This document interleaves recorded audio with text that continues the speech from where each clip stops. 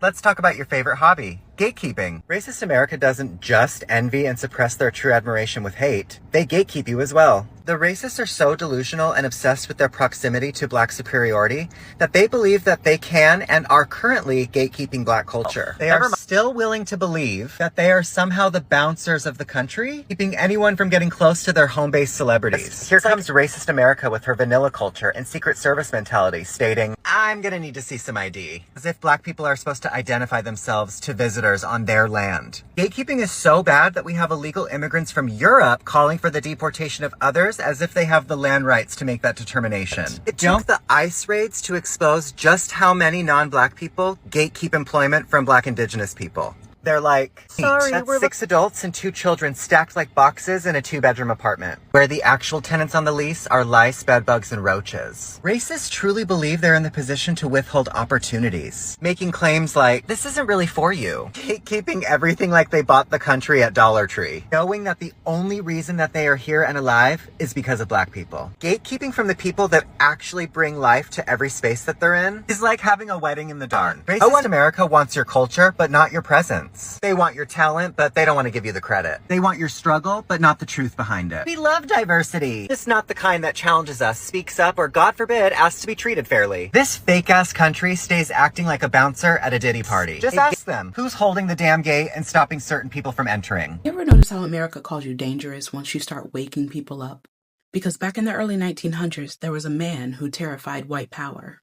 Not with violence, but with a vision. Meet Marcus Garvey. Born in 1887 in St. Anne's Bay, Jamaica, he grew up watching colonialism grind down his people.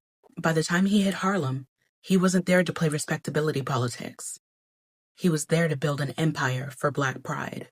And he did.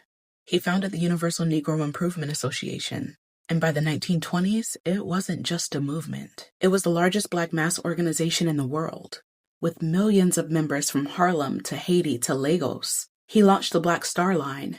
And no, it wasn't just about ships. It was about flipping the script, telling the world that Black people could trade, own, and travel on our own terms. A symbol of independence in a world that was built to keep us begging. And that's when the U.S. government made him public enemy number 1. J. Edgar Hoover's bureau didn't call him a visionary. They called him a notorious Negro agitator. Translation? A Black man they couldn't control. They stalked him, harassed him, dragged him into court on mail fraud charges tied to the Black Star Line. By 1923, he was behind bars, and by 1927, he was deported. But here's the thing. You can deport a man, but you can't deport an idea. Even from exile, his words thundered. Race pride, self-reliance, and liberation. His motto was simple. One God, one aim, one destiny.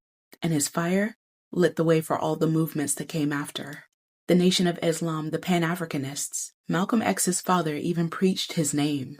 So who was this dangerous man that America tried to erase? He was a man that reminded us, Black unity is the one thing that this system can never survive. Say his name, Marcus Garvey. It was Martin, Malcolm, Huey, Alvin, Marcus, Richard, Jesse, Adam, Carlin, Gordon, James, Philip, Nat. Showed them not to play with us. Duke, Langston, Thurgood, Robert, Hank, Jesse, Jackie, Muhammad, Paul, Stokely, Mega, Webb. About 3 Benjamins, a good 2 Freds. Women like Harriet, Rosa, Ida, Shirley, Sojourner, Madam, Maya, Mary, Bessa, Ella, and Retta, Gil, John, Booker, Sid, George. You nuts if you don't know who he is. Roy, Carter, Cecil, just for drinking them white folks' water.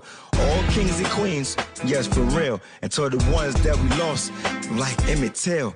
And all those is here, we gon' continue to hold it down. Say it loud, Black, and I'm proud. We keep finding ourselves in the same place. 6 Supreme Court justices this week told ICE and Border Patrol that they can go ahead and profile people. Roberts, Alito, Thomas, Kavanaugh. They ruled that race, language, even where you work, can all count as reasonable suspicion. And if you think that only means Latinos, you haven't been paying attention. So the case was Vasquez-Perdomo versus Noem. Christy Noem. California courts ruled that ICE couldn't just snatch people up off the streets just because of the way they looked or sounded. They called it racial profiling because that's exactly what it was. What it is, really. But the Supreme Court, in a 6-3 order, reversed it.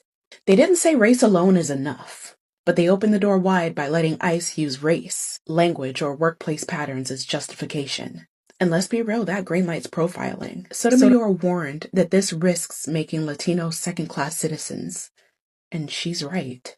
This isn't theory. This means speaking Spanish on the bus, working a low-wage job, or just existing while brown can now get you stopped.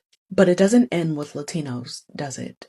Once the court normalizes profiling, every group is in its crosshairs. Muslims, we've already seen mass surveillance of mosques after 9/11. Asian Americans, scapegoated during COVID, just like they were locked in camps during World War II. Black people, we have lived this pipeline for centuries. Slave patrols, Jim Crow. This ruling makes it official, though. The government doesn't even have to hide it anymore.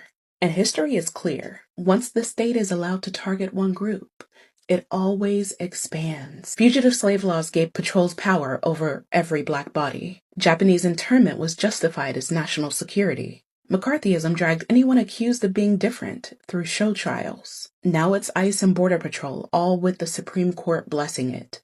Today it's Spanish speakers in LA. Tomorrow it could be Sikhs in Queens, Nigerians in Houston, or Muslims in Detroit. The precedent is the point. So don't get comfortable thinking that this is someone else's problem. Gorsuch, Barrett, just wrote a permission slip for racial profiling. And once the state learns that it can seize power through fear, it doesn't stop with one community. This ruling isn't about immigration. It's about control.